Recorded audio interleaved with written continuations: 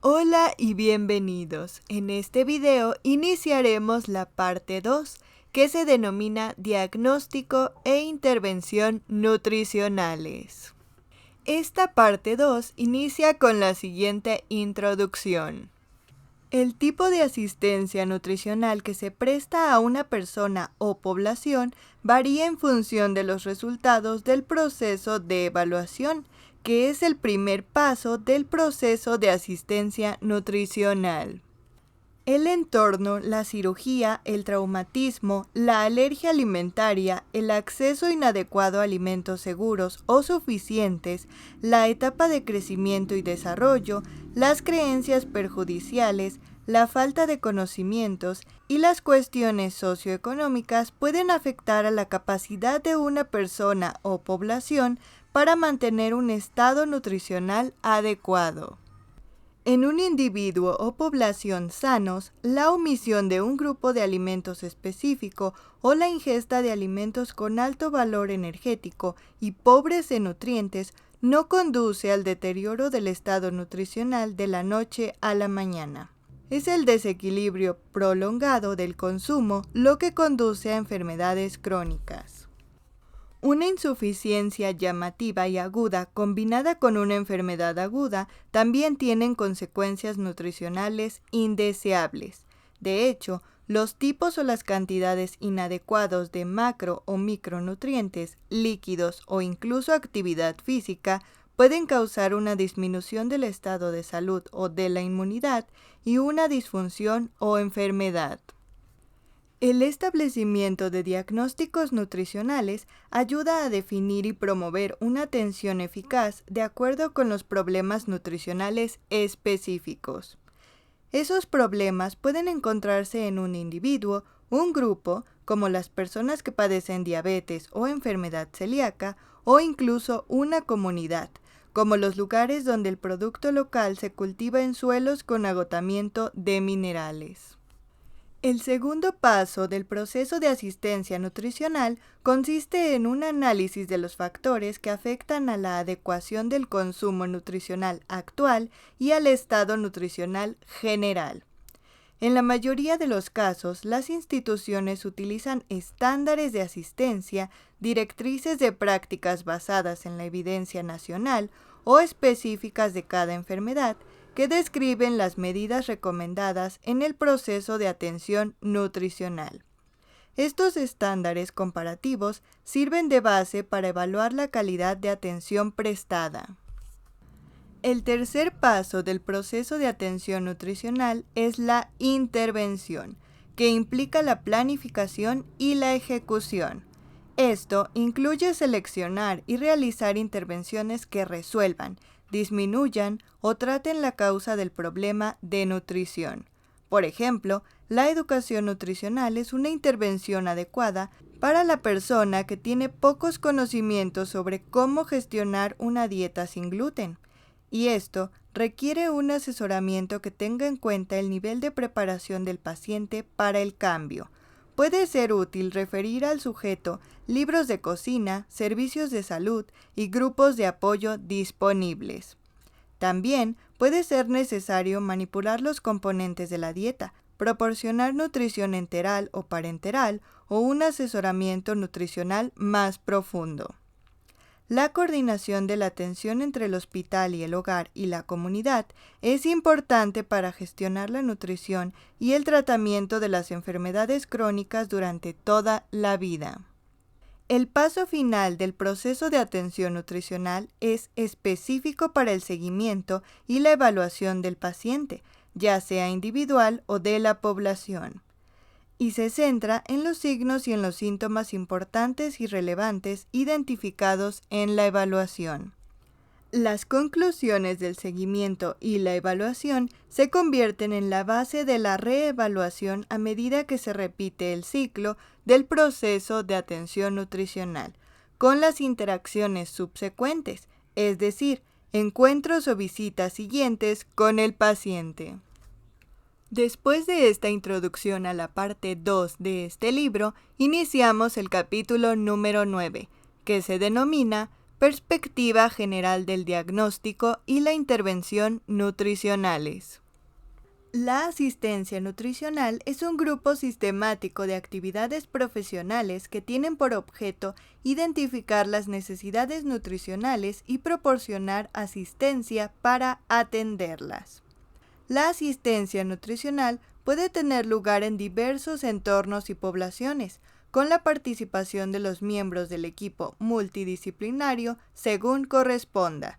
Por ejemplo, la asistencia nutricional tiene lugar en escuelas con niños y en colaboración con un profesional de enfermería escolar y el personal de educación, así como en departamentos de salud pública con diversas poblaciones y en colaboración con funcionarios de salud pública. La asistencia nutricional también se presta en entornos clínicos, por ejemplo, centros de enfermería especializada, clínicas de diálisis y hospitales.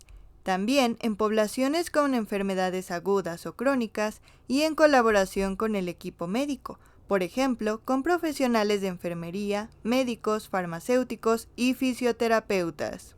En la atención integral pueden participar profesionales sanitarios, por ejemplo, el médico, el dietista nutricionista titulado, el profesional de enfermería, el farmacéutico, el fisioterapeuta o terapeuta ocupacional, el asistente social, el logoterapeuta y el administrador de casos, que son fundamentales para lograr los resultados deseados, independientemente del entorno asistencial. El paciente es un miembro fundamental del equipo que participa activamente en todas las decisiones importantes a lo largo del proceso de atención, siempre que sea posible.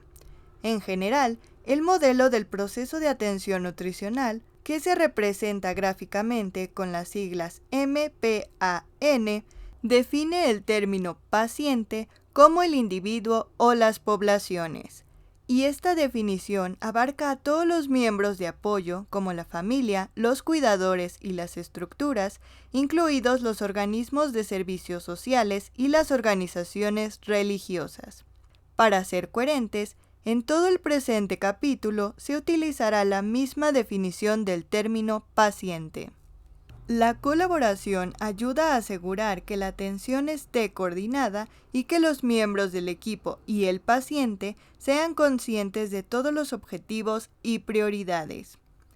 Las conferencias del equipo, formales o informales, son útiles en todos los entornos: en la clínica, el hospital, el hogar, la comunidad, el centro de atención de enfermos crónicos o cualquier otro lugar donde se pueda identificar problemas de nutrición. La coordinación de las actividades de los profesionales de la salud también requiere el registro del proceso y discusiones regulares para ofrecer una asistencia nutricional completa. La normalización del proceso asistencial, es decir, el proceso de atención nutricional, mejora la coherencia y la calidad de la atención y permite la recopilación y la evaluación de las medidas del resultado relacionadas con la nutrición. A continuación se presenta el título primero, Proceso de Atención Nutricional. El proceso de atención nutricional, por sus siglas PAN, es un marco normalizado de actividades profesionales para la prestación de la asistencia nutricional establecido por la Academy of Nutrition and Dietetics. El modelo del proceso de atención nutricional ha sido adoptado por profesionales de la nutrición y dietética internacionalmente. Lo más importante es que la aportación internacional ha tenido una influencia destacada en la mejora continua de este modelo. Según la academia, el proceso de atención nutricional es un proceso para identificar, planificar y satisfacer las necesidades nutricionales. Las necesidades nutricionales a las que se refiere esta definición pueden ser de un individuo, un grupo específico o una población completa. Además, el proceso de atención nutricional proporciona a la profesión un marco para el pensamiento crítico y la toma de decisiones, que puede ayudar a definir las funciones y las responsabilidades de los dietistas nutricionistas titulados y además de los técnicos en nutrición y dieta titulados, e incluso en todos los ámbitos de la práctica y niveles profesionales. En la última actualización del modelo se destacan los siguientes temas: el apoyo a la atención centrada en las personas, en la que el individuo o la población es el centro, y el uso de un lenguaje conciso y la responsabilidad de los profesionales en la gestión de resultados. El proceso de atención nutricional incluye 4 pasos que son responsabilidad del dietista nutricionista titulado. Número 1. La valoración nutricional. Número 2. El diagnóstico nutricional. Número 3. La intervención nutricional. Y número 4. El seguimiento y la evaluación. La evaluación nutricional y la gestión de los resultados son vitales para una asistencia nutricional segura y de alta calidad. Sin embargo, no se incluyen como pasos separados del proceso de atención nutricional, porque no son exclusivos de la nutrición y la dietética, y pueden realizarlos otros profesionales cualificados. Cada paso del proceso de atención nutricional tiene la terminología correspondiente, que permite un registro estandarizado. Esta terminología se denomina terminología del proceso de atención nutricional. Anteriormente se denominaba Terminología Internacional de Dietética y Nutrición. Originalmente la terminología estaba disponible en formato impreso. Actualmente, a la terminología completa de aproximadamente 1.700 términos solo puede accederse mediante un formato web conocido como NCPT electrónica por un coste nominal. Además, un subgrupo seleccionado de la NCPT actual se encuentra de forma impresa. Es fundamental utilizar una terminología normalizada en el proceso de registro. La recopilación sistemática y precisa de los datos de los resultados permite a los profesionales determinar si las intervenciones son eficaces para mejorar o resolver el diagnóstico nutricional. Para facilitar la agregación colectiva de los datos de la asistencia nutricional utilizando la NCPT, la Academia ha desarrollado una herramienta web, la Academy Nutrition and Dietetics Health Informatics Infrastructure. Además, se ha aplicado un método de evaluación para comprobar si el proceso de atención nutricional se utiliza adecuadamente en los diferentes entornos. Este método se conoce como las cadenas del proceso de atención nutricional. Se trata de una metodología importante para todos los estudiantes de nutrición y dietética, educadores y profesionales que tengan un interés personal en comprobar la calidad de la aplicación del proceso de atención nutricional. Si un dietista nutricionista titulado trabaja en un departamento de salud pública y ha puesto en marcha un programa para reducir la obesidad en la población de un centro urbano, tendría que poder recopilar parámetros estandarizados previos, que sería la valoración, y posteriores, que sería el seguimiento a la intervención, y compararlos para estudiar el cambio, que sería la evaluación, con el fin de determinar si la intervención fue eficaz. Sin un lenguaje normalizado y las correspondientes definiciones, se utilizan diferentes términos para la misma condición, y por lo tanto se reduce la capacidad de demostrar la eficacia de las intervenciones. Recientemente, la NCPT añadió una nueva colección de términos centrados en las intervenciones de salud pública. La NCPT sigue agregando términos para satisfacer las necesidades cambiantes de la profesión de la nutrición y la dietética, mediante un proceso riguroso de creación de terminología. A continuación se presenta el subtítulo Cribado nutricional. El propósito del cribado nutricional es identificar a los pacientes que tienen un riesgo nutricional y, por tanto, deben ser remitidos al dietista nutricionista titulado para que evalúe su estado nutricional.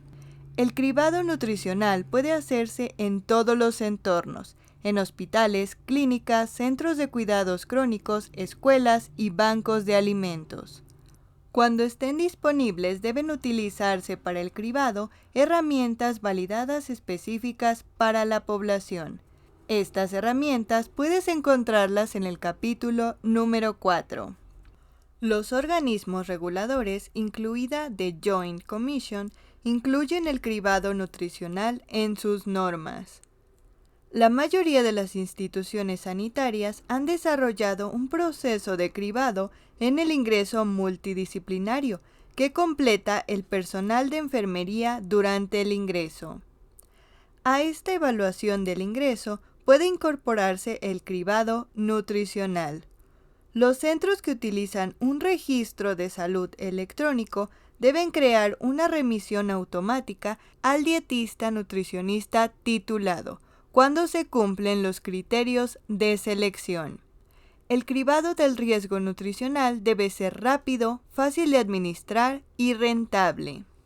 En la tabla que te muestro en la pantalla, se enumera la información que se incluye con frecuencia en un cribado nutricional. Cuando el equipo de la Academy's Evidence Analysis Library realizó una revisión sistemática de las herramientas de cribado en cuidados agudos, determinó que la Malnutrition Screening Tool, el formulario corto Mini Nutrition Assessment y el Nutrition Risk Screen del año 2002 tenían una fiabilidad y una validez aceptables en varios entornos hospitalarios.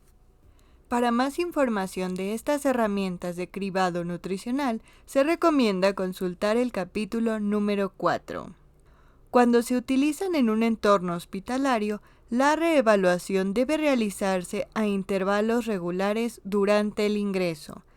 Las políticas para la reevaluación nutricional deben tener en cuenta el tiempo promedio de permanencia de un paciente en la institución. A continuación se presenta el subtítulo Evaluación y reevaluación nutricional. El propósito de la evaluación nutricional es obtener, verificar e interpretar los datos necesarios para identificar los problemas relacionados con la nutrición y sus causas, su importancia y su relevancia. Los datos de la evaluación nutricional que se utilizan para justificar el diagnóstico nutricional se registran habitualmente como signos y síntomas en la declaración del diagnóstico nutricional y también se denominan pruebas. La evaluación nutricional es necesaria cuando el instrumento de cribado identifica al paciente en situación de riesgo nutricional. Para más información de este tema, se recomienda consultar de los capítulos 4 al 7 para un análisis detallado de la evaluación nutricional. En el esquema radial de la figura que te muestro en la pantalla, se presenta un resumen de todos los aspectos del estilo de vida del paciente que entran en una evaluación funcional. Esto, según el formato de valoración, diagnóstico, intervenciones y seguimiento y evaluación, y la asistencia nutricional personalizada. Los parámetros de la evaluación nutricional tienen términos específicos correspondientes que deben utilizarse durante el registro. Estos términos se clasifican en 5 dominios. 1. Historia de la relación alimento-nutrición. 2. Antropometría. 3. Bioquímica. 4. Hallazgos de la exploración física enfocada en la nutrición. Y 5. Antecedentes del paciente. La NCPT, o Terminología del Proceso de Atención Nutricional, también proporciona normas para poder comparar. Los estándares para la comparación son criterios o normas y estándares pertinentes con los que se comparan los datos de la evaluación de la nutrición para identificar los problemas de nutrición. Para más información de este tema, se recomienda consultar el capítulo 4 y los apéndices 12 y 13. A continuación se presenta el subtítulo Diagnóstico nutricional. Los dietistas nutricionistas titulados evalúan toda la información de la evaluación nutricional para determinar un diagnóstico nutricional. El diagnóstico preciso de los problemas de nutrición se apoya en la evaluación crítica de los datos de la evaluación combinada con un buen juicio y habilidades para la toma de decisiones. El propósito de un diagnóstico nutricional es identificar y describir un problema o problemas específicos que pueden resolverse o mejorarse mediante la intervención nutricional de un profesional de la nutrición y la dietética. Los pacientes con diagnósticos nutricionales pueden correr un mayor riesgo de sufrir complicaciones relacionadas con la nutrición, como una mayor morbilidad, un aumento de la duración de la estancia en el hospital y una infección con o sin complicaciones. Las complicaciones relacionadas con la nutrición pueden dar lugar a un aumento significativo de los costes asociados a la hospitalización, lo que apoya el diagnóstico temprano de los problemas de nutrición seguidos de una intervención rápida. El proceso de agregar los datos de la evaluación y utilizar el pensamiento crítico para determinar diagnósticos importantes y pertinentes en materia de nutrición también debería conducir a la identificación de la causa o la etiología del problema.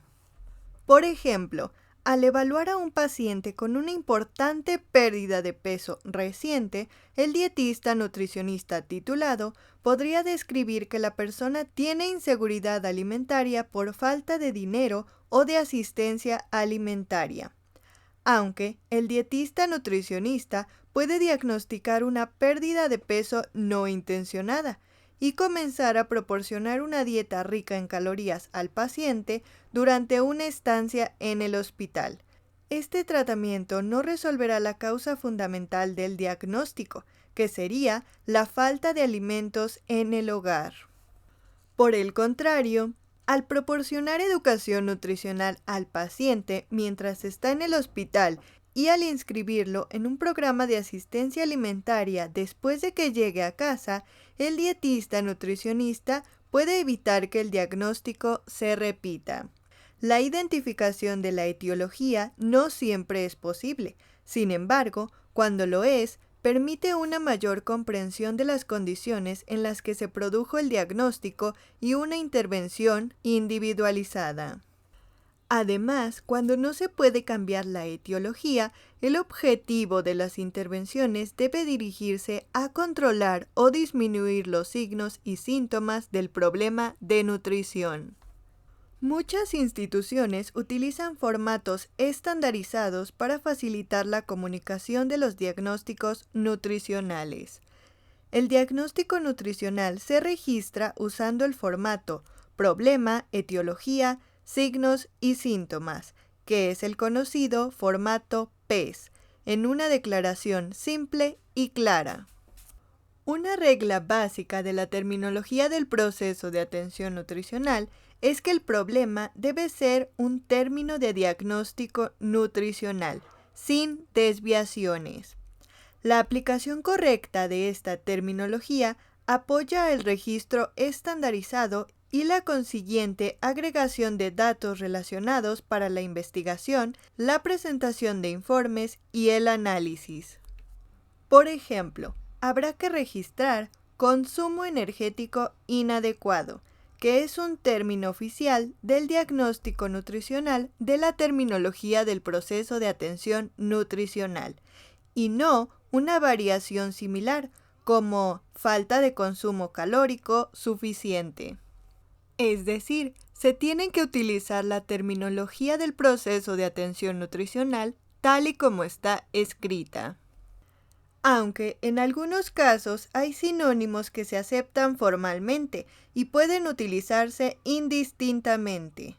Por ejemplo, déficit de conocimientos relacionados con la alimentación y la nutrición puede sustituirse por un término como conocimientos limitados relacionados con la alimentación y la nutrición. El componente etiológico puede ser un término del proceso de atención nutricional o una explicación en texto libre de la causa fundamental del problema. Cuando se construye una declaración en forma PES, se aconseja utilizar la matriz etiológica del diagnóstico nutricional, que está disponible en la terminología del proceso de atención nutricional oficial. Esto se utiliza para identificar si el problema de nutrición seleccionado se corresponde con la categoría elegida. La matriz etiológica del diagnóstico nutricional es una tabla que categoriza todos los términos de diagnóstico nutricional para todas las categorías de etiología descritas. Hay 10 categorías etiológicas. También es importante revisar cuidadosamente la hoja de referencia del término de diagnóstico nutricional seleccionado para comprender la definición de ese término, las diversas etiologías enumeradas y los signos y síntomas frecuentes asociados al problema nutricional. Estos son solo algunos de los beneficios fundamentales de la revisión de las hojas de referencia. Los signos y síntomas deben registrarse de la manera más específica y cuantificable posible.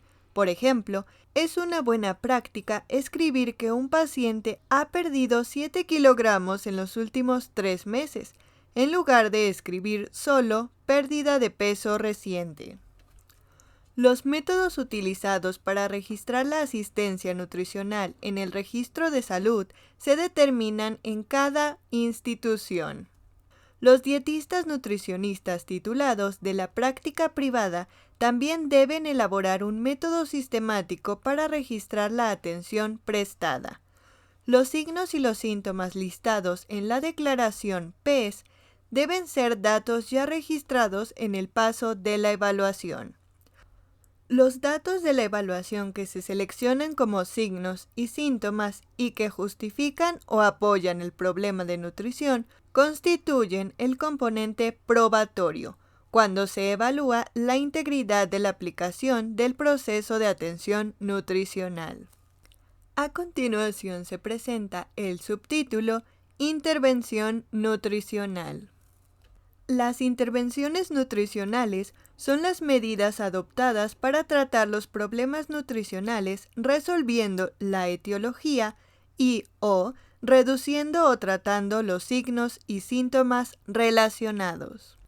La intervención nutricional implica 2 pasos: planificación y ejecución. Siempre que sea posible, la intervención nutricional debe centrarse en la etiología identificada durante la etapa de la evaluación del proceso de atención nutricional. Así pues, si el diagnóstico nutricional es exceso de hidratos de carbono y la etiología es falta de conocimiento sobre alimentos ricos en hidratos de carbono, entonces la intervención apropiada podría ser educación nutricional, modificaciones de prioridades y educación centrada en los alimentos ricos en hidratos de carbono. Como se ha dicho anteriormente, no siempre es posible una intervención dirigida a la etiología. Cuando el dietista nutricionista no puede tratar directamente la etiología del diagnóstico nutricional, el tratamiento debe centrarse en la mejora o el tratamiento de los signos y síntomas del diagnóstico. Por ejemplo, una etiología frecuente de la malnutrición en los pacientes adultos hospitalizados es la inflamación. Es posible que el dietista nutricionista no pueda intervenir directamente en el proceso inflamatorio. Sin embargo, la inflamación puede aumentar las necesidades nutricionales del paciente. Por lo tanto, aunque el dietista nutricionista no pueda reducir la inflamación, puede aumentar la cantidad de nutrientes que se le proporcionan al paciente mediante alimentos con alto contenido calórico, suplementos nutricionales u otros tratamientos de apoyo de la nutrición. Durante la fase de planificación de la intervención nutricional, el dietista, nutricionista, el paciente y otras personas, según sea necesario, colaboran para identificar las metas que significarán el éxito de la intervención. En el entorno clínico de pacientes tanto hospitalizados como ambulatorios, un componente significativo del plan puede ser la prescripción nutricional. Una prescripción nutricional es una descripción detallada de las necesidades de nutrientes de ese paciente en particular. Esto puede incluir de forma característica las necesidades recomendadas de energía, proteínas y líquidos, pero también puede incluir los nutrientes pertinentes a la condición del paciente, como las necesidades de hidratos de carbono en la diabetes, las necesidades de potasio en la enfermedad renal o las necesidades de sodio en la hipertensión. Primero, se establecen objetivos centrados en el paciente y luego se comienza la ejecución.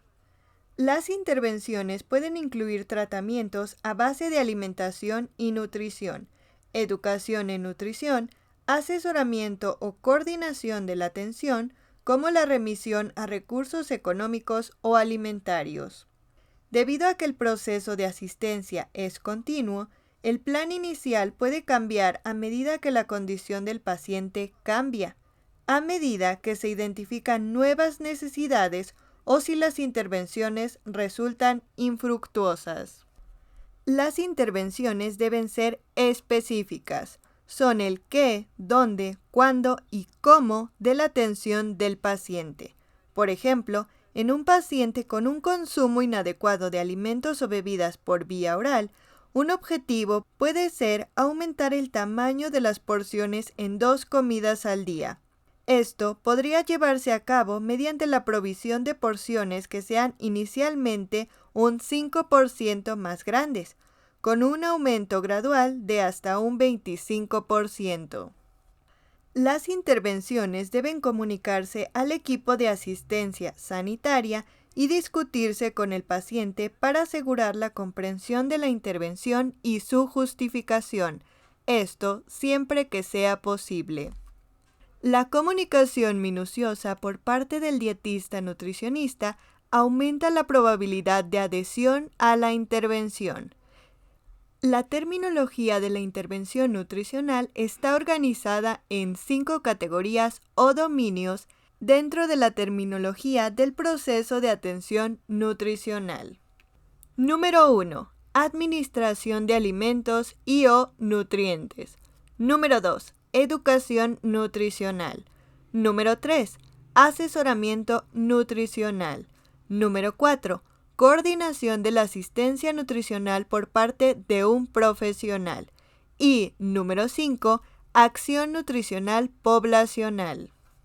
Las intervenciones pueden ocurrir en todos los ámbitos. Por ejemplo, una mujer con pocos conocimientos sobre alimentos cardiosaludables puede necesitar una clase grupal de cocina o una sesión educativa sobre cómo cambiar el tipo de grasas en su dieta.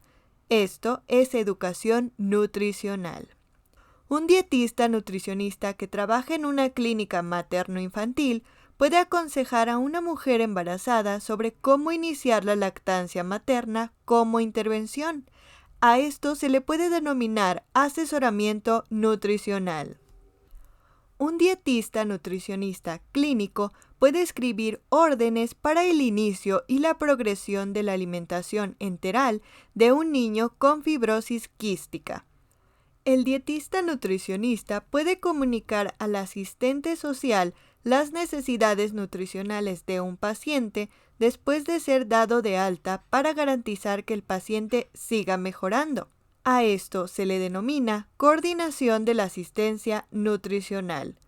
Como ejemplo de una acción nutricional poblacional, un dietista nutricionista que trabaje en un grupo de presión puede tener como objetivo lograr una acción legislativa para facilitar la infraestructura de apoyo, las directrices y los reglamentos para las iniciativas de la granja a la mesa.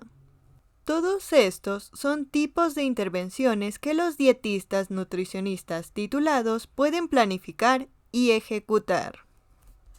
A continuación se presenta el subtítulo Seguimiento y evaluación de la asistencia nutricional. El cuarto paso del proceso de atención nutricional consiste en el seguimiento y la evaluación del efecto de las intervenciones nutricionales. Esto aclara el efecto que el dietista nutricionista tiene en el entorno específico, ya sea en la asistencia sanitaria, la educación, la consultoría, los servicios de alimentación o la investigación. Durante este paso, el dietista nutricionista titulado determina primero los indicadores que deben supervisarse. Estos indicadores deben coincidir con los signos y síntomas identificados durante el proceso de evaluación. Por ejemplo, si se identificó un consumo excesivo de sodio durante la evaluación, entonces se necesita una evaluación del consumo de sodio según determinados criterios, que serían un estándar comparativo o un nivel de objetivo acordado mutuamente, en un momento designado para el seguimiento. En el ámbito clínico, el objetivo de la asistencia nutricional es lograr y mantener un estado nutricional óptimo para el paciente o la población a la que se atiende. Por lo tanto, las intervenciones deben ser supervisadas y debe evaluarse con frecuencia el avance hacia las metas o a los criterios. Esto asegura que se aborden los objetivos no cumplidos y que la atención se evalúe y modifique de manera oportuna. La evaluación de los indicadores supervisados proporciona datos objetivos para demostrar la eficacia de las intervenciones nutricionales sin tener en cuenta el entorno o el enfoque. Si los objetivos se redactan en términos mensurables, la evaluación es relativamente fácil, porque un cambio en el indicador se compara con el estado del indicador antes de la aplicación de la intervención nutricional. Cuando la evaluación revela que los objetivos no se están cumpliendo o que han surgido nuevas necesidades, el proceso comienza de nuevo con la reevaluación, la identificación de nuevos diagnósticos nutricionales y la formulación de un nuevo ciclo del proceso de atención nutricional. La etapa de seguimiento y evaluación puede funcionar como un paso para la reevaluación. De esta manera, el proceso de atención nutricional no es estático, sino que continúa un ciclo de pasos utilizando información previa y nueva información pertinente que se ha identificado y que establece los pasos siguientes del proceso de atención nutricional. A continuación se presenta el subtítulo Directrices basadas en la evidencia. En la asistencia médica, los profesionales deben utilizar la mejor evidencia disponible para el cuidado de los pacientes. El Center of Evidence-Based Medicine define la práctica basada en la evidencia como el uso concienzudo, explícito y juicioso de la mejor evidencia actual en la toma de decisiones sobre los cuidados de los pacientes individuales.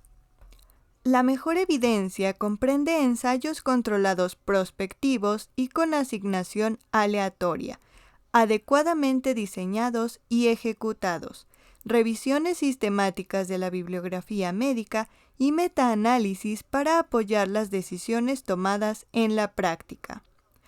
Las directrices basadas en la evidencia se desarrollan realizando primero una revisión sistemática y luego utilizando la conclusión de la revisión sistemática para elaborar directrices basadas en la práctica. Un grupo de trabajo de expertos en la materia y analistas especialmente capacitados trabaja conjuntamente para evaluar la investigación y elaborar recomendaciones para la asistencia de los pacientes. Estas directrices ofrecen a los profesionales un resumen de la mejor evidencia disponible para llevar a cabo su práctica. El uso apropiado de las directrices basadas en la evidencia puede conducir a una mejor calidad de la asistencia.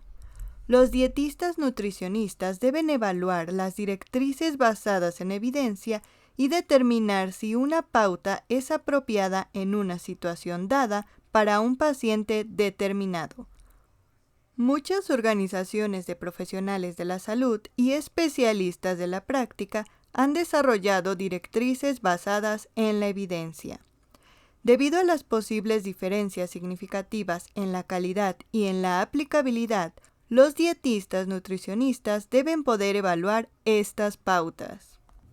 En la década de los 90, la academia comenzó a elaborar directrices para la práctica nutricional y a evaluar la forma en que el uso de las directrices afectaba los resultados clínicos. El tratamiento de la diabetes fue una de las primeras situaciones clínicas examinadas.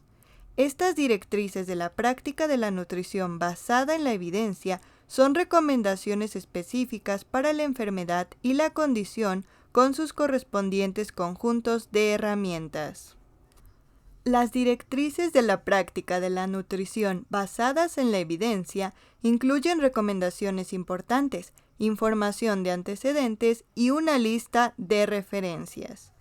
Para ayudar al dietista nutricionista a ejecutar estas directrices en su asistencia habitual, las directrices están organizadas por los pasos del proceso de atención nutricional según corresponda, y se usa la terminología del proceso de atención nutricional en las directrices y dentro de todos los conjuntos de herramientas. Las directrices de la práctica de la nutrición basadas en evidencia y los juegos de herramientas asociados ayudan a los profesionales de la nutrición y la dietética a proporcionar una asistencia nutricional eficaz, especialmente a los pacientes con diabetes y en las primeras etapas de la enfermedad renal crónica. El tratamiento nutricional médico, proporcionado por un profesional con licencia de Medicare Part B, puede ser reembolsado cuando se utilizan las directrices de la práctica de la nutrición basadas en evidencia, y todos los formularios de la intervención se registran y se codifican adecuadamente. Los beneficios del tratamiento nutricional pueden comunicarse a los médicos, a las compañías de seguros, a los administradores u otros profesionales médicos utilizando la evidencia proporcionada por estas directrices. Para definir la práctica profesional del dietista nutricionista titulado, la Academia publicó un Scope of Dietetics Practices Framework, un código de ética y los Standards of Professional Performance. Ahora disponemos de estándares completos especializados de conocimiento, habilidades y competencias requeridos para proporcionar atención a nivel general, especializado y de práctica avanzada para diversas poblaciones en muchas áreas de práctica nutricional. La Academy Evidence Analysis Library de la Academia es un recurso fiable y actual para responder a las preguntas que surgen durante la provisión de cuidados nutricionales. El uso de esta biblioteca puede proteger al profesional y al público de las consecuencias de una atención ineficaz. Estas pautas son sumamente valiosas para la educación de los estudiantes, la orientación del personal, la verificación de competencias y el entrenamiento de los dietistas nutricionistas titulados. A continuación se presenta el subtítulo Acreditación e inspecciones. La acreditación por parte de The Joint Commission y otros organismos de acreditación implica el examen de los sistemas y los procesos utilizados para prestar la asistencia sanitaria, junto con una evaluación de los procesos de atención reales. Los equipos de examen evalúan las instituciones de asistencia sanitaria para determinar el nivel de cumplimiento de las normas mínimas establecidas. Por ejemplo, The Joint Commission exige que el examen nutricional se lleve a cabo en las 24 horas siguientes al ingreso en cuidados intensivos, pero no exige un método para llevar a cabo el examen. Sin embargo, las políticas deben aplicarse de manera coherente y deben reflejar el compromiso de proporcionar servicios de nutrición de alta calidad y oportunos para todos los pacientes. La sección Care of Patient del The Joint Commission Accreditation Manual for Hospitals contiene normas que se aplican específicamente al uso de los medicamentos, la rehabilitación, la anestesia, las intervenciones quirúrgicas y otras intervenciones invasivas, tratamientos especiales y normas de cuidados nutricionales. Los estándares de asistencia de la asistencia nutricional se centran en la prestación de una asistencia nutricional apropiada de manera oportuna y eficaz, mediante un abordaje interdisciplinario. El cuidado apropiado requiere la evaluación de las necesidades nutricionales de los pacientes, la evaluación y la reevaluación de sus necesidades, el desarrollo de un plan de atención nutricional, el pedido y la comunicación de la orden de dieta, la preparación y la distribución del pedido de dieta, el seguimiento del proceso y la reevaluación y la mejora continua del plan de atención nutricional. Un centro puede definir quién, cuándo, dónde y cómo se lleva a cabo el proceso, pero The Joint Commission especifica que un dietista cualificado debe participar en el establecimiento de dicho proceso. Un plan de asistencia nutricional puede ser tan simple como proporcionar una dieta regular a un paciente que no está en riesgo nutricional, o tan complejo como manejar la alimentación enteral en un paciente que depende de un respirador, lo que implica la colaboración de múltiples disciplinas. Los dietistas nutricionistas titulados participan activamente en el proceso de inspección. Los estándares establecidos por The Joint Commission desempeñan un papel importante en la influencia de los estándares de la atención prestada a los pacientes en todas las disciplinas de la asistencia sanitaria. Para más información, se recomienda consultar la página web de The Joint Commission. El enlace de esta página web te lo dejo en la descripción. Los dietistas también son objeto de inspecciones por otros organismos reguladores, como el Departamento de Salud Estatal o Local, el Departamento de Servicios Sociales o las organizaciones de concesión de licencias. La introducción de los grupos relacionados con el diagnóstico a mediados de la década de los 80 condujo a la disminución de la duración de la estancia en cuidados agudos. Sin embargo, algunos pacientes que ya no necesitan atención hospitalaria de casos agudos, pero que no están preparados para cuidarse a sí mismos en casa, son ingresados en unidades de atención subaguda, a menudo llamadas unidades de rehabilitación, que están reguladas por los Centers for Medicare and Medicaid Services. Estos centros también someten a las unidades de cuidados subagudos a una revisión anual. Para más información de este tema, se recomienda consultar el capítulo 19. Los acontecimientos centinela son acontecimientos imprevistos que implican muerte, lesiones físicas o psicológicas graves o el riesgo de que se produzcan. Cuando se produce un acontecimiento centinela, los resultados deben anotarse en el registro médico y debe hacerse un seguimiento clínico y administrativo de las medidas adoptadas para evitar su recurrencia. Independientemente del origen de la inspección, los médicos deben seguir todos los reglamentos y directrices en todo momento, y no únicamente cuando se debe realizar una inspección. A continuación se presenta el título número 2, Registro en el historial de asistencia nutricional. El tratamiento nutricional médico y otros cuidados nutricionales proporcionados deben anotarse en el registro médico o la historia clínica. La historia clínica es un documento legal. Si las intervenciones no se registran, se supone que no han ocurrido. La historia clínica ofrece las siguientes ventajas. Número 1.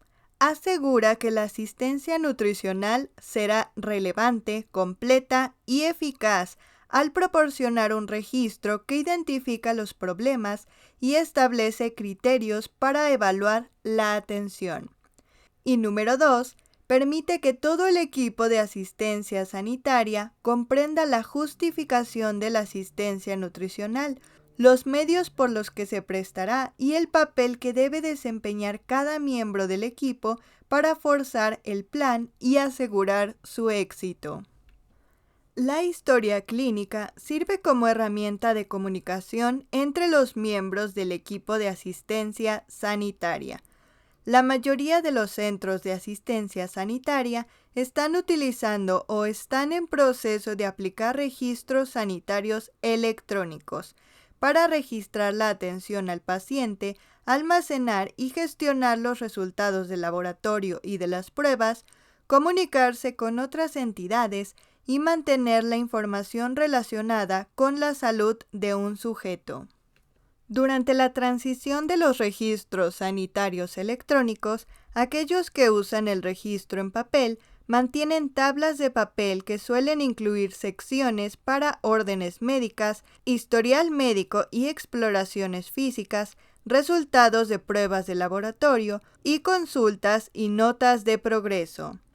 Aunque el formato de la historia clínica varía dependiendo de las políticas y los procedimientos del centro, en la mayoría de los entornos, todos los profesionales registran la asistencia en la historia clínica.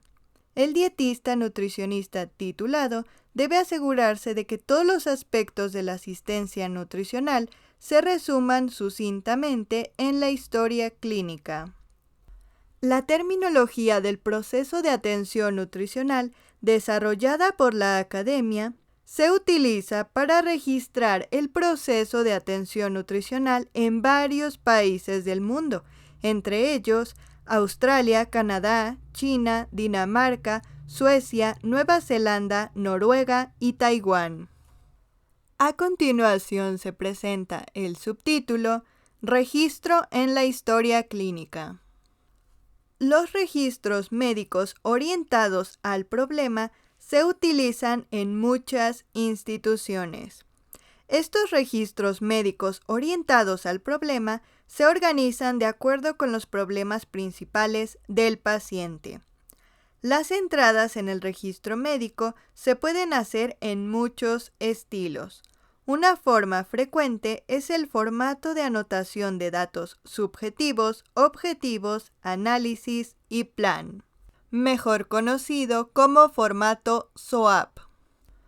El formato de valoración, diagnóstico, intervenciones, seguimiento y evaluación refleja los pasos del proceso de atención nutricional. A este formato se le conoce como ADIME y también se relaciona con el formato PES. Para comprender mejor estos formatos, te dejo en la pantalla una tabla con la evaluación de una anotación en formato SOAP y también una tabla con una evaluación de una anotación en formato ADIME. Y por último te muestro una tabla con el ejemplo de declaración PES basada en el diagnóstico médico. Recuerda que estas tablas las encuentras en el libro. En este punto es importante recordar que cada paciente y cada situación es diferente y el proceso de atención nutricional debe individualizarse adecuadamente. El registro debe ser exacto, claro y conciso y debe poder transmitir información importante al médico y a otros miembros del equipo de asistencia sanitaria. Todas las entradas realizadas por el dietista nutricionista titulado deben abordar los temas de la situación y las necesidades nutricionales. Quienes utilicen los registros sanitarios electrónicos deben tener mucha precaución al utilizar las funciones de copiar y pegar para registrar la asistencia. A continuación se presenta el subtítulo Registros electrónicos de salud e informática de la nutrición. A partir de la década de los 90, los costes de la memoria de los ordenadores disminuyeron. El hardware se hizo más portátil y la informática avanzó para hacer de los ordenadores y la tecnología un elemento permanente en la asistencia sanitaria. Un impulso adicional para cambiar la práctica estándar llegó con la publicación de varios informes del Institute of Medicine, que sacaron a la luz una cifra alta de errores médicos prevenibles, junto con la recomendación de utilizar la tecnología como herramienta para mejorar la calidad y la seguridad de la asistencia sanitaria. Los sistemas de información clínica utilizados en la asistencia sanitaria se conocen con diferentes nombres. Aunque algunos se utilizan indistintamente, existen importantes diferencias.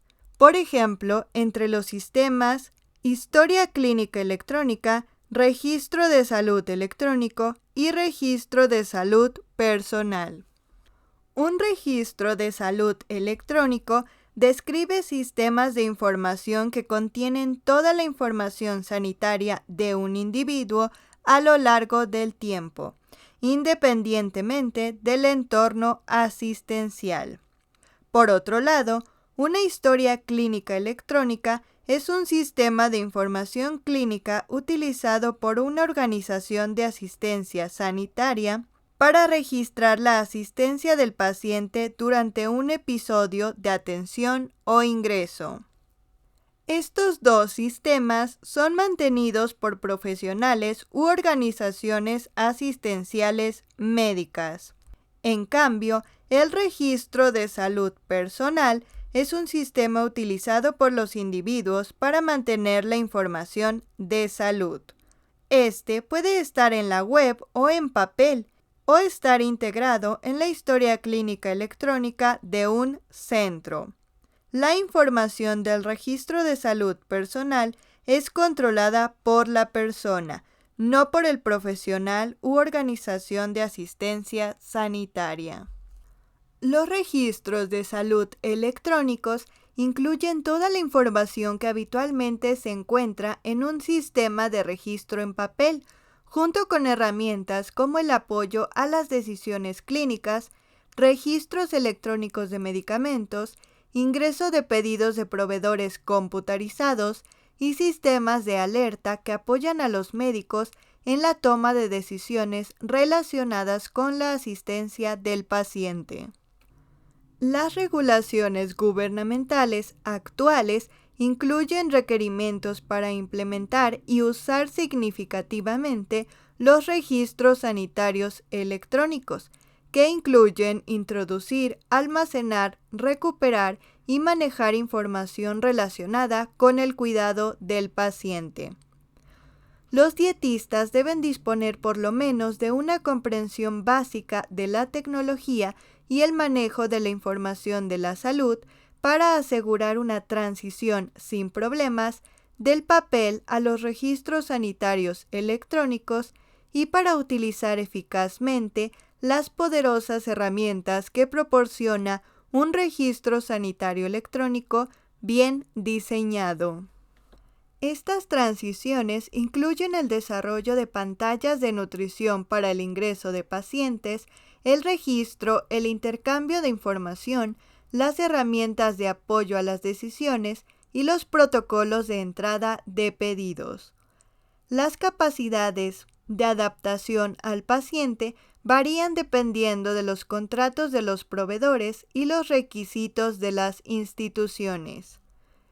Debido a que la ejecución de un registro de salud electrónico puede llevar varios años, los dietistas nutricionistas titulados que administran servicios nutricionales deben participar en las decisiones del sistema de registro de salud electrónico desde el principio. el conjunto de herramientas del Registro de Salud Electrónico de la Academia dispone de una página web que es un recurso importante para ayudar a los dietistas nutricionistas titulados a comunicar eficazmente sus necesidades específicas de los registros de salud electrónicos. Esta página web te la dejo en la descripción. Además, se han elaborado estándares para explicar detalladamente lo que los dietistas nutricionistas titulados necesitan incluir en el registro de salud electrónico para aplicar el proceso de atención nutricional. La Academia ha elaborado este estándar con el nombre de Electronic Nutrition Care Process Record System. En papel y en formato electrónico, los registros de salud y la información contenida en ellos son medios vitales para comunicar la asistencia del paciente a otras personas, proporcionar información para la evaluación y mejora de la calidad y disponer de un documento legal. El registro de los dietistas nutricionistas titulados incluye información relacionada con los procesos de atención nutricional. El registro debe ajustarse a la política de la institución y ser breve y conciso. Debe describir con precisión las medidas adoptadas a las personas autorizadas para consultar el registro. Los esfuerzos actuales se centran en asegurar que la información sanitaria almacenada en los sistemas de información clínica pueda intercambiarse de forma segura entre los profesionales y las instituciones. Los sistemas capaces de compartir información sin problemas son interoperables. Aunque este concepto parece simple a primera vista, los problemas de interoperabilidad pueden ser muy difíciles y costosos de superar. Los dietistas nutricionistas titulados en la práctica privada y en la atención ambulatoria deben garantizar que los sistemas que utilizan tienen la capacidad de compartir información sanitaria. La transición de los registros sanitarios en papel a los registros sanitarios electrónicos es más fácil mediante la planificación, capacitación y apoyo minuciosos. Muchos profesionales de la salud no tienen suficiente experiencia con la tecnología de la asistencia sanitaria para comprender la mejora de la práctica que puede lograrse con la aplicación y el uso adecuados de la tecnología. Otros pueden resistirse a cualquier cambio en el lugar de trabajo que interrumpa su actual flujo de trabajo. Estos profesionales clínicos no se resisten al cambio porque tengan miedo de la tecnología. En cambio, la resistencia se basa en temores reales o imaginarios de que la tecnología impida su flujo de trabajo o dificulte la atención al paciente. A continuación se presenta el título número 3, Influencias en la nutrición y la asistencia sanitaria. En la última década, el entorno de la asistencia sanitaria ha experimentado un cambio considerable en lo que respecta a la prestación de cuidados y el reembolso. Las influencias gubernamentales, las cuestiones de la contención de los costes, los cambios demográficos y el papel cambiante del paciente como consumidor han influido en el ámbito de la asistencia sanitaria. Los Estados Unidos de América gasta actualmente más en la asistencia sanitaria que cualquier otra nación, pero los resultados de la asistencia sanitaria están muy por debajo de los observados en otras naciones desarrolladas. Los aumentos exponenciales de los costes de la asistencia sanitaria en los Estados Unidos de América han sido un importante impulso para las iniciativas de reforma del modo en que se presta y se paga por la asistencia sanitaria. A continuación se presenta el subtítulo Confidencialidad. Ley de Portabilidad y Responsabilidad de Seguros Médicos de los Estados Unidos de América. La intimidad y la seguridad de la información personal son una preocupación en todos los entornos de la asistencia sanitaria. En 1996, el Congreso aprobó la Ley de Portabilidad y Responsabilidad de Seguros Médicos. La intención inicial de esta ley era asegurar que se mantuviera la idoneidad para el seguro de salud cuando las personas cambiaran de trabajo o lo perdieran. Las disposiciones de la ley relativas a la simulación administrativa requieren la elaboración de normas nacionales que mantengan la intimidad de la información de salud protegida, aunque sea transmitida por vía electrónica. En el año 2013, la regla general de esta ley amplió los derechos a los pacientes a su propia información sobre la salud, fortaleció las normas relativas a la intimidad y la confidencialidad de la información de salud protegida y aumentó las sanciones por compartir o perder esta información de salud protegida sin autorización. Esta ley exige que los centros y los profesionales de asistencia sanitaria adopten medidas para salvaguardar la información de salud protegida. Aunque la ley no impide que se compartan los datos de los pacientes necesarios para la atención, a los pacientes se les debe notificar si su información médica se va a compartir fuera del proceso asistencial o si se va a compartir información protegida como la dirección, el correo electrónico y los ingresos.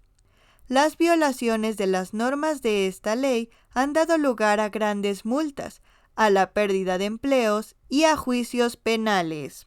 En un esfuerzo por evitar las graves reincidencias en las violaciones de esta ley, las instituciones de asistencia sanitaria han puesto en marcha una educación anual obligatoria sobre la ley a cada empleado.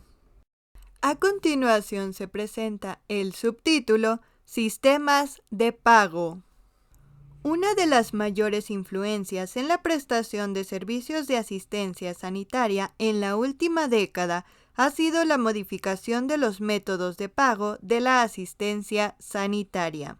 Hay varios métodos frecuentes de reembolso: seguros privados, reembolsos basados en los costes, ofertas negociadas y los DRG. Los DRG son una colección de códigos que determinan cuánto dinero pagará Medicare y algunas compañías de seguros de salud por la estancia de un paciente en el hospital. Bajo el sistema de DRG, una institución recibe el pago por el ingreso de un paciente basado en el diagnóstico principal, el diagnóstico secundario como trastornos asociados, la intervención quirúrgica, si es apropiada, la edad y el sexo del paciente. Aproximadamente 500 DRG cubren todo el espectro de diagnósticos médicos y tratamientos quirúrgicos. Las organizaciones de proveedores preferidos y las organizaciones de asistencia gestionada están cambiando la asistencia sanitaria. Las organizaciones de asistencia gestionada financian y prestan asistencia a través de una red de profesionales contratados a cambio de una prima mensual, sustituyendo el reembolso de un sistema de honorarios por servicio por uno en el que el riesgo fiscal lo asumen las organizaciones de asistencia sanitaria y los médicos.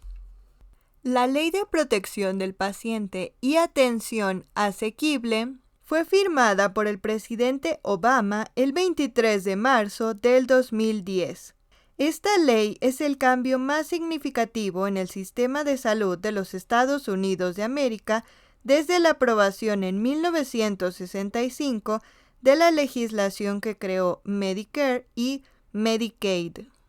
El objetivo principal de esta ley es asegurar que todos los estadounidenses dispongan de un seguro de salud asequible.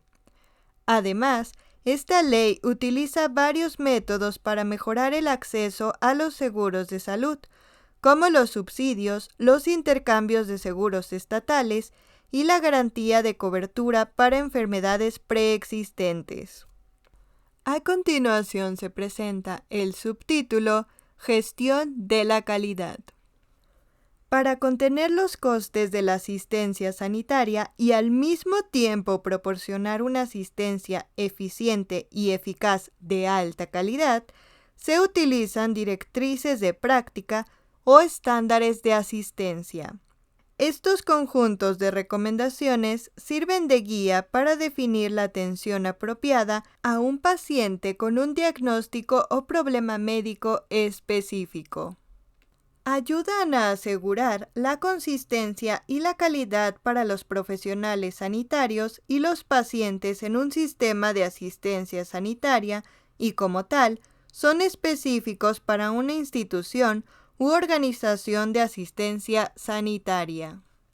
Las vías críticas o mapas de asistencia identifican los elementos esenciales que deben ocurrir en la asistencia del paciente y definen un marco temporal en el que cada actividad debe tener lugar para maximizar los resultados del paciente. A menudo utilizan un algoritmo o un diagrama de flujo para indicar los pasos necesarios para lograr los resultados deseados. La gestión de la enfermedad está diseñada para prevenir la progresión o la exacerbación de una enfermedad específica y para reducir la frecuencia y la gravedad de los síntomas y las complicaciones. La educación y otras estrategias maximizan el cumplimiento del tratamiento de la enfermedad. Educar a un paciente con diabetes tipo 1 en lo que respecta al control de las concentraciones de glucosa en la sangre sería un ejemplo de una estrategia de gestión de la enfermedad destinada a reducir las complicaciones, que serían nefropatía, neuropatía y retinopatía, y la frecuencia con que el paciente necesita acceder al profesional sanitario. La disminución del número de visitas a la sala de urgencias relacionadas con los episodios hipoglucémicos es un ejemplo de un objetivo. A continuación se presenta el subtítulo Asistencia centrada en el paciente y gestión del caso. El proceso de gestión del caso tiene por objeto alcanzar los objetivos de la asistencia del paciente de manera rentable y eficiente. Es un componente esencial en la prestación de asistencia que proporciona una experiencia positiva para el paciente, asegura resultados clínicos óptimos y utiliza los recursos de manera prudente. La gestión del caso implica la evaluación, la valoración, la planificación, la aplicación, la coordinación y el seguimiento de la atención, especialmente en los pacientes con enfermedades crónicas o de alto riesgo. En algunas zonas, los dietistas han añadido conjuntos de aptitudes que les permiten actuar como administradores de casos. La asistencia centrada en el paciente se ha convertido en los Estados Unidos de América en un movimiento que pone más decisiones en manos del consumidor. Pone énfasis en los resultados, a veces a expensas de la autonomía del médico. En la atención a largo plazo, el objetivo se centra en garantizar la dignidad, así como la capacidad de la elección. Para más información de este tema, se recomienda consultar el capítulo 19. La gestión de los recursos es un sistema que se esfuerza por lograr la eficiencia de los costes mediante la eliminación o la reducción de pruebas, intervenciones y servicios innecesarios. En este caso, suele asignarse un administrador a un grupo de pacientes y es responsable de asegurar la adhesión a los criterios preestablecidos.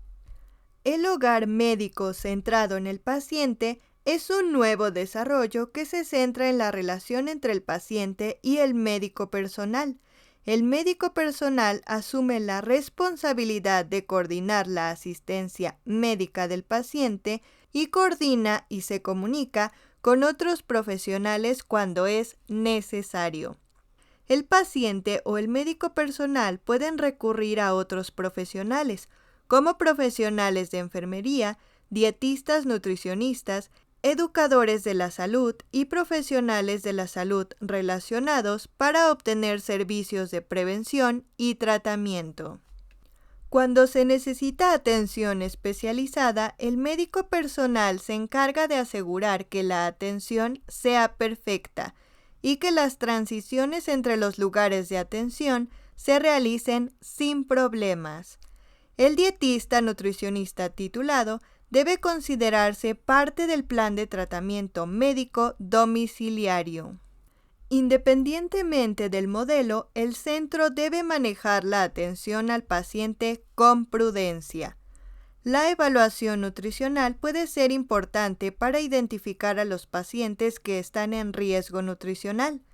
La identificación temprana de estos factores permite una intervención oportuna y ayuda a prevenir las enfermedades asociadas que a menudo se observan en la desnutrición, lo que puede causar el fallecimiento y el aumento de los costes. Los centros de servicios de Medicare y Medicaid de Estados Unidos de América han identificado enfermedades como la insuficiencia cardíaca, las crisis cardíacas, la neumonía, por nombrar algunas, por las cuales no se recibirá ningún reembolso adicional si un paciente es readmitido en cuidados agudos antes de transcurridos 30 días de un ingreso anterior. Aunque muchos ven esta regla como un castigo, proporciona una oportunidad para que los dietistas nutricionistas titulados demuestren cómo los servicios nutricionales, incluida la educación de los pacientes, pueden ahorrar dinero a través de la disminución de los reingresos. Otros desarrollos recientes son los acontecimientos que nunca deben suceder. Estos acontecimientos son aquellos que nunca deberían ocurrir en un centro que proporciona una atención centrada en las personas de alta calidad y segura. Los centros de servicios de Medicare y Medicaid no reembolsará a las instituciones por los costes adicionales del cuidado relacionado con los acontecimientos que nunca deben suceder. Los dietistas nutricionistas titulados deben prestar atención a las úlceras por presión nuevas o que empeoran y las infecciones de la vía central como potenciales acontecimientos que nunca deben suceder. A continuación se presenta el subtítulo Personal. La dotación de personal también afecta al éxito de la asistencia nutricional. Los dietistas nutricionistas titulados clínicos pueden estar centralizados, es decir, todos forman parte de un departamento central de nutrición, o descentralizados, que son dietistas individuales que forman parte de una unidad o servicio que proporciona atención a los pacientes. Esto depende del modelo adoptado por una institución específica. Ciertos departamentos, como el de servicios alimentarios, contabilidad y recursos humanos, siguen estando centralizados en la mayoría de los modelos, porque algunas de las funciones de los que son responsables de estos departamentos no están relacionadas directamente con la asistencia de los pacientes.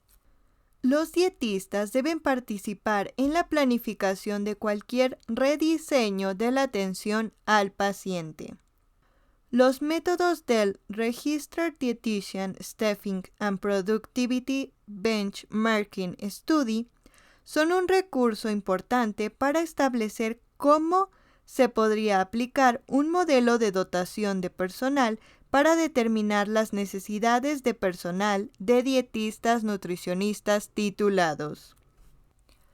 A continuación se presenta el subtítulo Lenguaje estandarizado de la nutrición y codificación de las prácticas. La historia de la Clasificación Internacional de Enfermedades, o CIE, puede seguirse hasta mediados del siglo XVII y las London Bills of Mortality. No fue hasta finales del siglo XIX cuando se introdujeron los códigos de la CIE en la asistencia sanitaria. El sistema de codificación de las CIE se ha revisado y actualizado varias veces y lo utilizan la mayoría de los países. Debido a que la CIE fue desarrollada inicialmente como un sistema para rastrear las causas de muerte, se ha criticado su uso para codificar los diagnósticos médicos. Estados Unidos de América ha estado usando la CIE 10 desde octubre del año 2015. Los departamentos de registros médicos examinan los registros médicos y asignan códigos a los diagnósticos médicos sobre la base de los resultados específicos registrados por los profesionales sanitarios, así como de los factores relacionados con las complicaciones, como enfermedades asociadas. Esto para determinar las tasas de reembolso.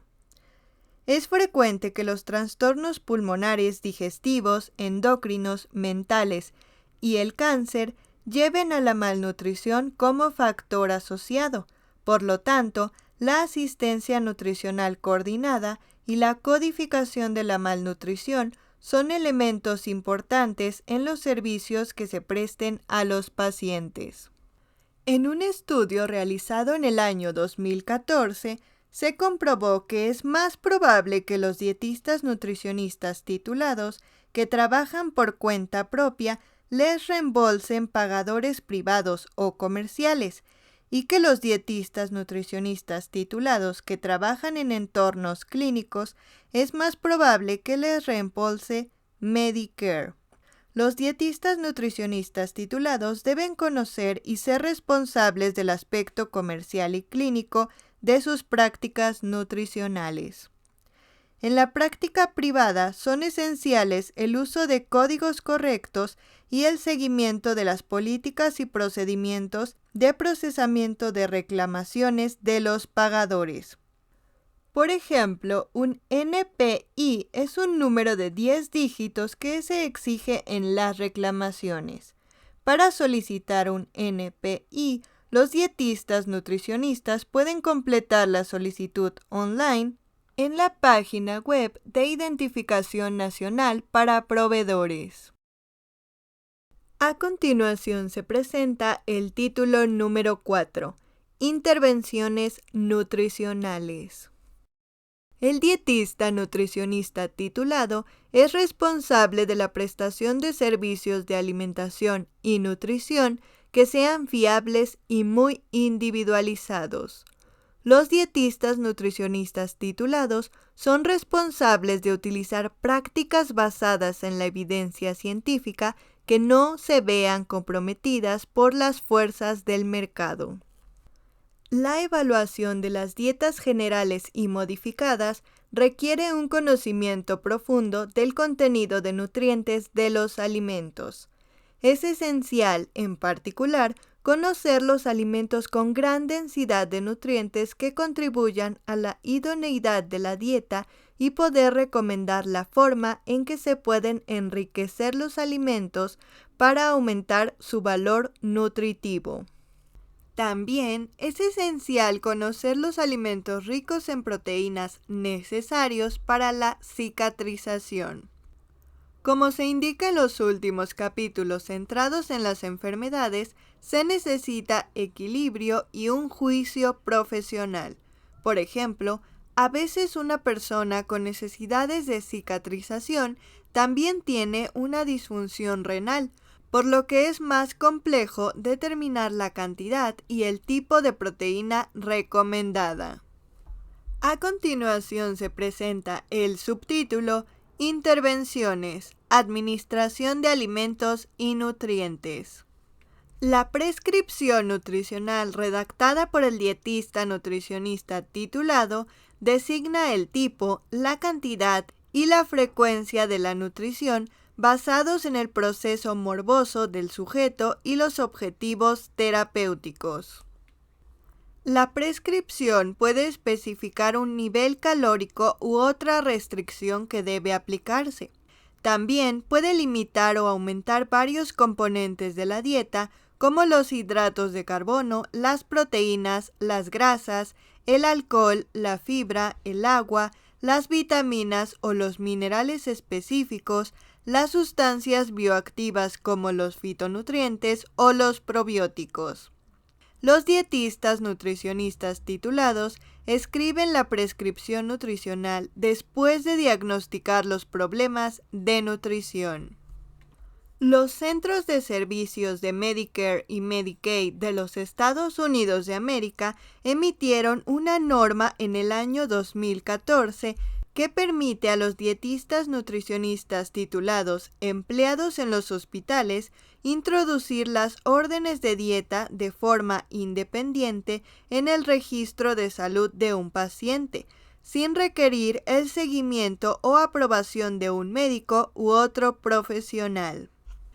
Específicamente, el personal médico de los hospitales permite a los dietistas nutricionistas titulados tener el privilegio de introducir órdenes de dieta independientes y, opcionalmente, ordenar pruebas de laboratorio para supervisar la eficacia de los planes y órdenes de dieta.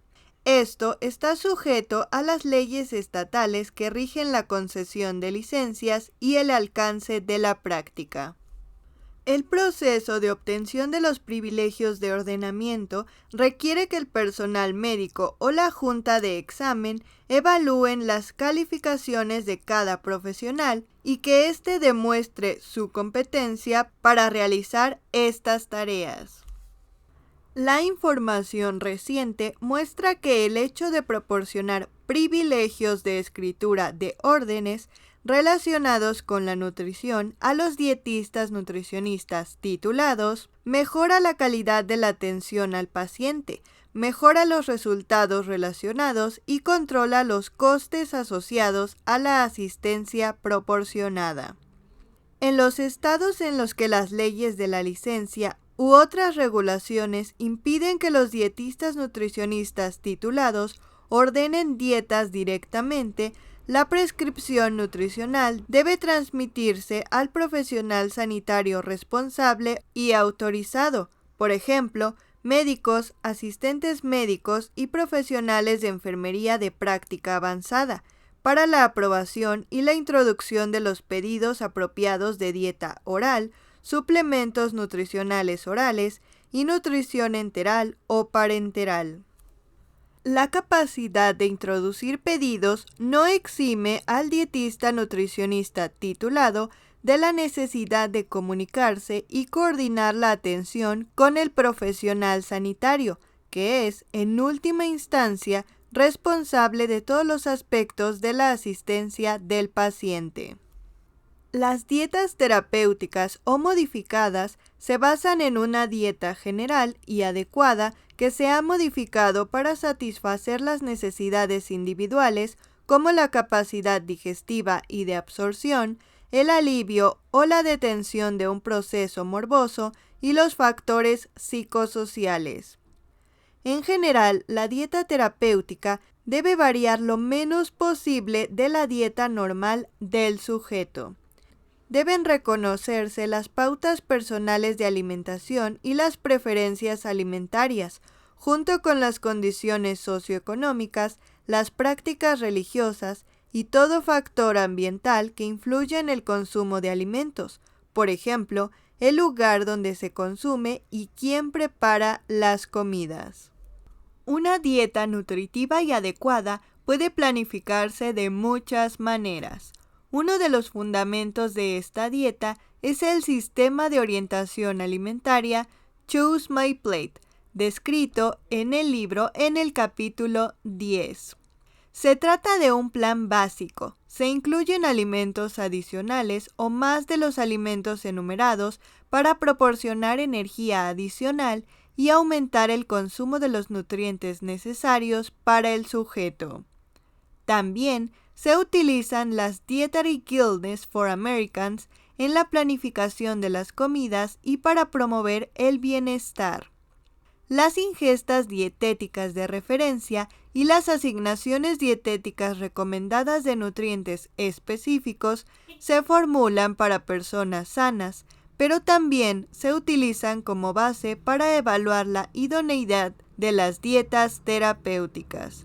Las necesidades de nutrientes específicas de los genes, la enfermedad o el trastorno de una persona en particular siempre deben tenerse en cuenta durante la planificación de la dieta. A continuación se presenta el subtítulo Modificaciones de la dieta normal. La nutrición normal es el pilar en el que se basan las modificaciones de la dieta terapéutica. Independientemente del tipo de dieta prescrita, el propósito de la dieta es suministrar los nutrientes necesarios de una forma que el cuerpo los pueda manejar. La modificación de la dieta puede tomar cualquiera de las siguientes formas. Número 1. Cambio en la consistencia de los alimentos, por ejemplo, dietas líquidas o dietas en puré. Número 2. Aumento o disminución del valor energético de la dieta, por ejemplo, dieta de reducción de peso o dieta rica en calorías. Número 3. Aumento o disminución del tipo de alimentos o nutrientes consumidos, por ejemplo, dietas bajas en sodio, bajas en lactosa, dietas con fibra o dietas ricas en potasio. Número 4. Eliminación de alimentos específicos, por ejemplo, dieta sin glutamato o dieta sin gluten. Número 5. Ajuste del nivel, proporción o equilibrio de proteínas, grasas e hidratos de carbono, por ejemplo, dieta para el control del azúcar en la sangre, dieta cetógena, dieta renal o dieta rica en proteínas. Número 6. Reorganización del número y la frecuencia de las comidas. Por ejemplo, dieta para alguien de edad avanzada o dieta tras gastrectomía. Número 7. Cambio en la vía de administración de nutrientes. Por ejemplo, dieta enteral o dieta parenteral. A continuación se presenta el subtítulo Modificaciones de la dieta en los pacientes hospitalizados. Los alimentos son una parte importante del cuidado de la nutrición. Se debe intentar respetar las preferencias del paciente durante la enfermedad y la recuperación de cualquier cirugía. Esto significa que el paciente debe participar en la decisión de seguir una dieta terapéutica. La imaginación y el ingenio en la planificación del menú son esenciales cuando se planifican comidas aceptables para una población de pacientes variada. La atención al color, la textura, la composición y la temperatura de los alimentos, junto con un buen conocimiento de las dietas terapéuticas, son necesarios para planificar el menú. Sin embargo, para el paciente, el buen gusto y una presentación atractiva son lo más importante. Cuando sea posible, el paciente debe elegir los alimentos que consumirá con más probabilidad. La capacidad de seleccionar los alimentos le da al paciente una opción en un entorno que, de otra manera, sería limitante. Los hospitales y los centros de asistencia a largo plazo deben adoptar un manual de asistencia nutricional que sirva de referencia para las dietas que se sirven en el centro. Para este propósito, la Academia ha elaborado manuales de asistencia nutricional online. Todos los hospitales o instituciones de asistencia sanitaria tienen dietas básicas y habituales diseñadas para la uniformidad y la conveniencia del servicio. Estas dietas estándar se basan en la base de un patrón de dieta adecuado con niveles de nutrientes derivados de las ingestas dietéticas de referencia. Los tipos de dietas estándar varían, pero, en general, pueden clasificarse como generales o regulares y de consistencia modificada. Las dietas deben ser realistas y satisfacer las necesidades nutricionales de los pacientes. La consideración más importante del tipo de dieta que se ofrece es proporcionar alimentos que el paciente pueda y esté dispuesto a comer y que se adapten a las modificaciones dietéticas necesarias. La reducción de la duración de la estancia en muchos centros de asistencia sanitaria da lugar a la necesidad de optimizar el consumo de calorías y proteínas, lo que a menudo se traduce en un enfoque liberal de dietas terapéuticas. Esto es especialmente cierto cuando las restricciones terapéuticas pueden comprometer el consumo y la posterior recuperación de una operación quirúrgica, de estrés metabólico o de una enfermedad. A continuación se presenta el subtítulo Dieta regular o general. Las dietas regulares o generales se utilizan habitualmente y sirven de base para dietas terapéuticas más diversificadas. En algunas instituciones, una dieta que no tiene restricciones se denomina dieta regular o dieta de la casa. Se utiliza cuando la condición médica del paciente no justifica ninguna limitación. Se trata de una dieta básica, adecuada y general de aproximadamente 1.600 a 2.200 kilocalorías.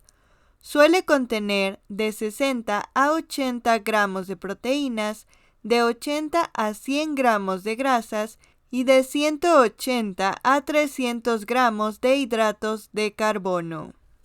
Aunque no hay restricciones alimentarias particulares, algunas instituciones han instituido dietas regulares bajas en grasas saturadas, azúcar y sal para seguir recomendaciones dietéticas para la población en general. En otras instituciones, la dieta se centra en proporcionar alimentos que el paciente pueda y esté dispuesto a comer, con menos énfasis en la restricción de nutrientes. Muchas instituciones tienen un menú selectivo que permite al paciente ciertas opciones. La adecuación de la dieta varía en función de las elecciones del paciente.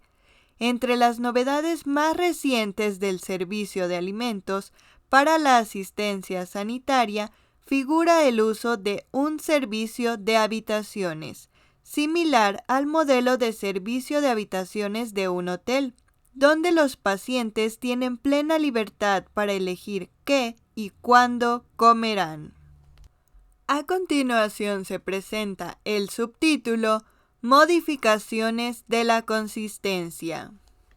Puede ser necesario modificar la consistencia para los pacientes que tienen una capacidad limitada de masticar o tragar. Para más información de este tema, se recomienda consultar el capítulo 39 y el apéndice 20 para más información sobre las modificaciones de la consistencia y sobre los pacientes con cambios neurológicos que requieren dichas dietas. Las dietas de líquidos claros incluyen algunos electrolitos y pequeñas cantidades de energía provenientes de té, caldos, bebidas carbonatadas, zumos de frutas claros y gelatinas. Se omiten la leche y los líquidos preparados con leche, así como los zumos de frutas que contienen pulpa. A menudo se aportan líquidos y electrolitos por vía intravenosa hasta que la dieta pueda avanzar a una más adecuada desde el punto de vista nutricional. Hay pocas evidencias científicas que apoyen el uso de dietas de líquidos claros como dietas de transición después de la cirugía. La dieta líquida clara promedio contiene solo 500 o 600 kilocalorías y entre 5 y 10 gramos de proteína, un mínimo porcentaje de grasa y de 120 a 130 gramos de hidratos de carbono y pequeñas cantidades de sodio y potasio. Esta dieta es inadecuada en calorías, fibra y todos los demás nutrientes esenciales y debe utilizarse durante periodos cortos. Además, tampoco se recomiendan dietas líquidas completas durante un tiempo prolongado.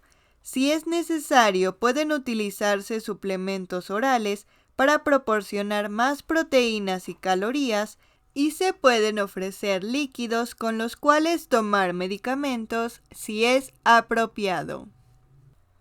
A continuación se presenta el subtítulo Consumo de alimentos. La comida servida no representa necesariamente el consumo real del paciente. La prevención de la malnutrición en el ámbito de la asistencia sanitaria requiere la observación y el seguimiento de la adecuación del consumo del paciente. Este análisis del consumo de nutrientes se describe en el capítulo 4. Si el consumo de alimentos es inadecuado, deben tomarse medidas para proporcionar alimentos o suplementos que puedan aceptarse o tolerarse mejor. Independientemente del tipo de dieta prescrita, debe considerarse la comida servida y la cantidad realmente ingerida para obtener una determinación precisa del consumo de energía y nutrientes del paciente. Los refrigerios y las bebidas que contienen calorías consumidas entre comidas también se consideran en el consumo general. El dietista nutricionista titulado debe mantener la comunicación con el personal de enfermería y de servicio de alimentos para determinar la adecuación del consumo. A continuación se presenta el subtítulo Aceptación y factores psicológicos. Las comidas y los refrigerios entre comidas suelen ser lo más destacado del día y son anticipados con placer por el paciente. La hora de la comida debe ser una experiencia tan positiva como sea posible. Cualquier lugar donde el paciente esté comiendo debe ser cómodo para él. Se fomenta el consumo de alimentos en una habitación agradable con el paciente en una posición cómoda para comer en la cama o sentado en una silla situada lejos de vistas u olores desagradables. Además, comer con otras personas a menudo promueve un mejor consumo. La disposición de la bandeja debe reflejar la consideración de las necesidades del paciente. Los platos y utensilios deben estar en un lugar cómodo. Debe fomentarse la independencia de aquellos que requieran ayuda para comer. El cuidador puede lograrlo pidiendo a los pacientes que especifiquen la secuencia de los alimentos que van a comer y que participen activamente en la comida. Incluso, las personas con problemas de visión pueden comer sin ayuda si se les indica dónde encontrar los alimentos en la bandeja. Para los pacientes que requieren comer con asistencia, es importante que la comida se sirva cuando el cuidador esté listo para ayudar, para que los alimentos estén a una temperatura óptima. Los terapeutas ocupacionales son útiles para recomendar utensilios especiales como cucharas con pesas y para desarrollar un plan de independencia alimentaria. La mala aceptación de los alimentos y las comidas puede deberse a alimentos desconocidos, a un cambio en el horario de alimentación, a temperaturas inadecuadas de los alimentos, a la condición médica del paciente o a los efectos del tratamiento médico.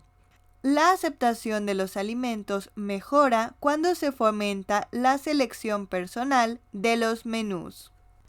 debe darse a los pacientes la oportunidad de compartir sus preocupaciones con respecto a las comidas, lo que puede mejorar su aceptación y consumo.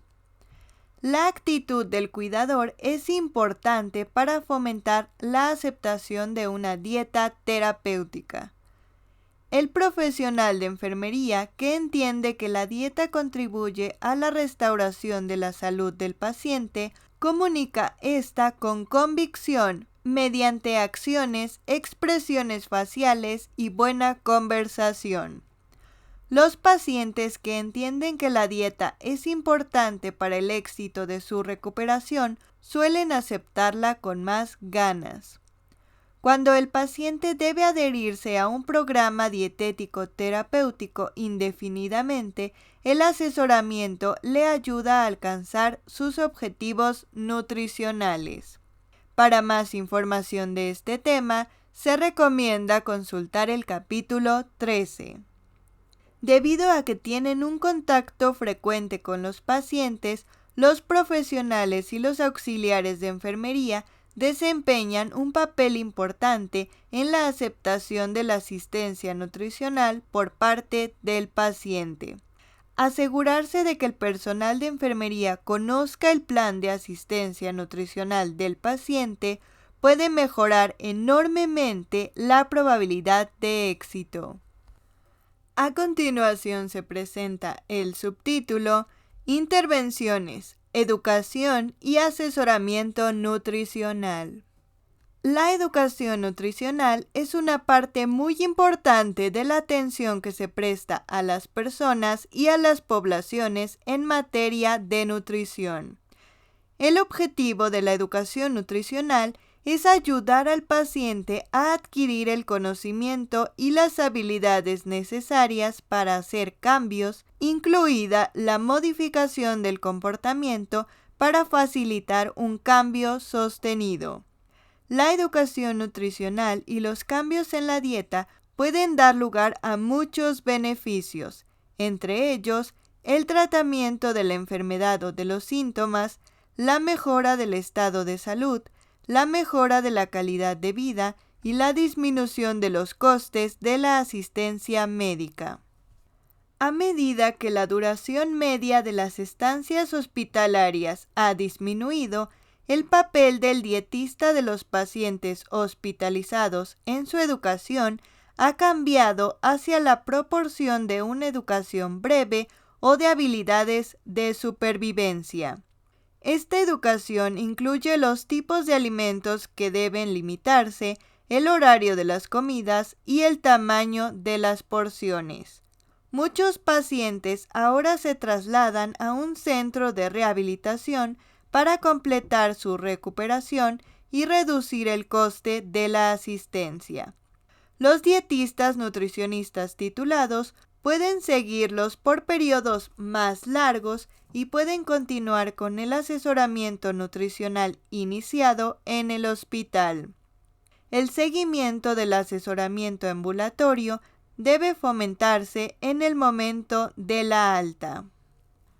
A continuación se presenta el subtítulo Intervención, coordinación de la atención.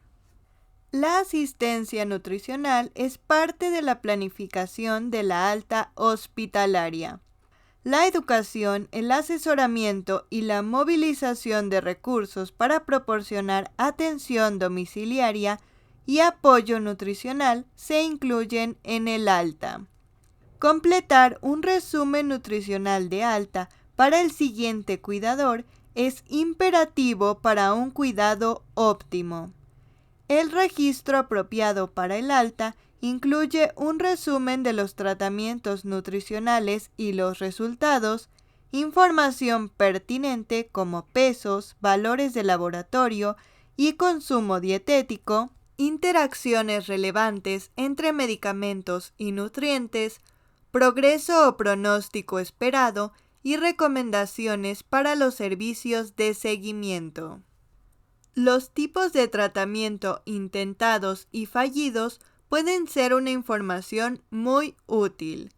Se incluyen la cantidad y el tipo de educación impartida, la comprensión del paciente y el grado previsto de cumplimiento de la dieta prescrita. Un plan de alta eficaz aumenta la probabilidad de un resultado positivo para el paciente. Independientemente del entorno al que se dé alta al paciente, la coordinación eficaz de la atención comienza el primer día de la estancia en el hospital o la residencia de ancianos y continúa durante todo el internado. Siempre que sea posible, debe incluirse al paciente en todos los pasos del proceso de planificación para asegurar que las decisiones que tome el equipo de asistencia sanitaria reflejen los deseos del paciente.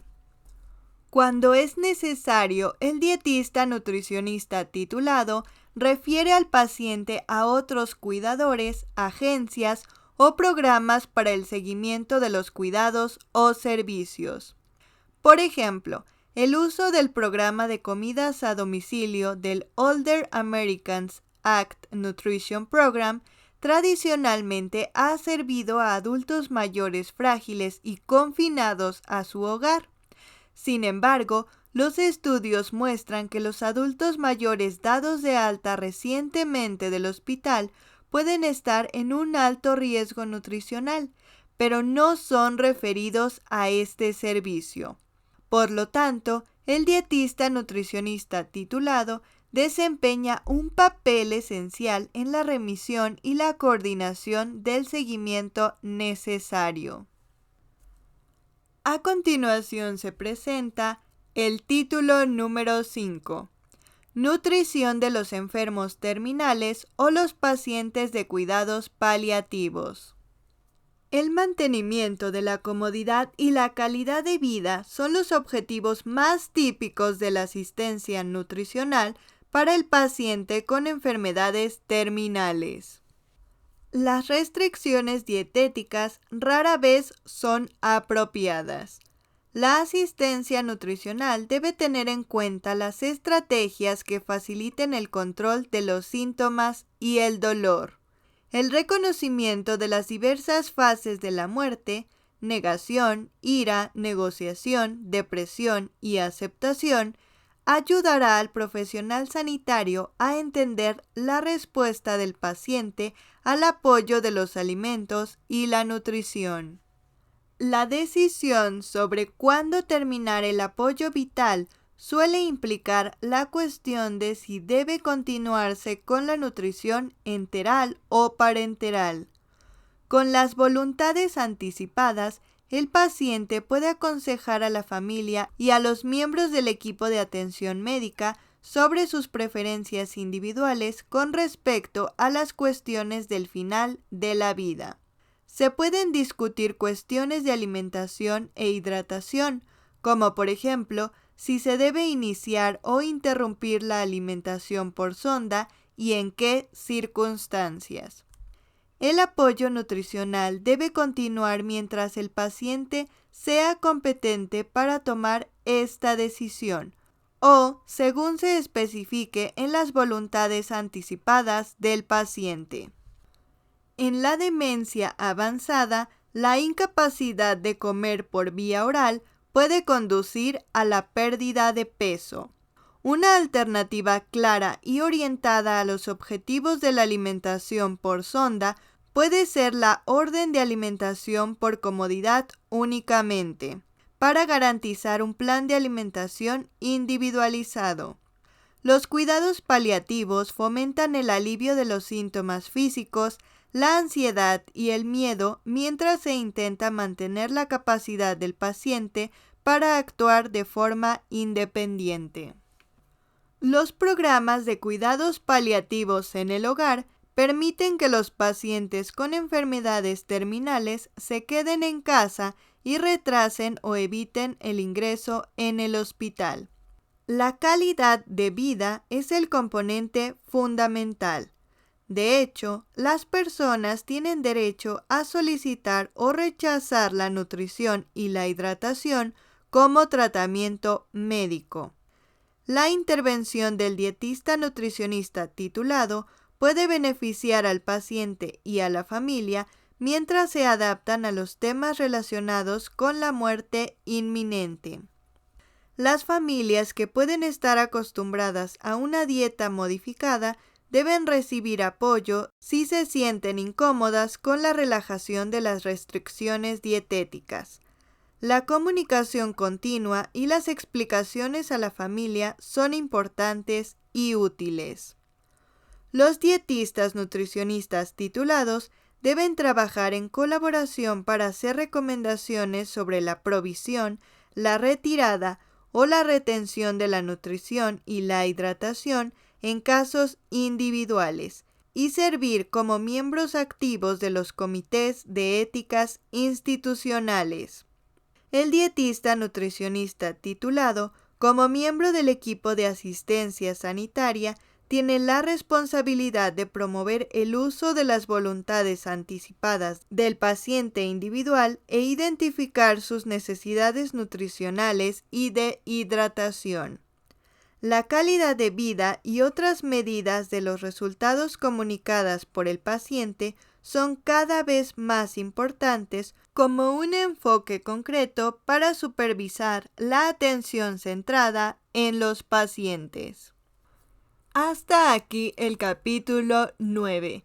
Escríbeme en los comentarios cuál título o subtítulo te sirvió más y no olvides darle like, suscribirte y esperar los nuevos capítulos. ¡Hasta la próxima!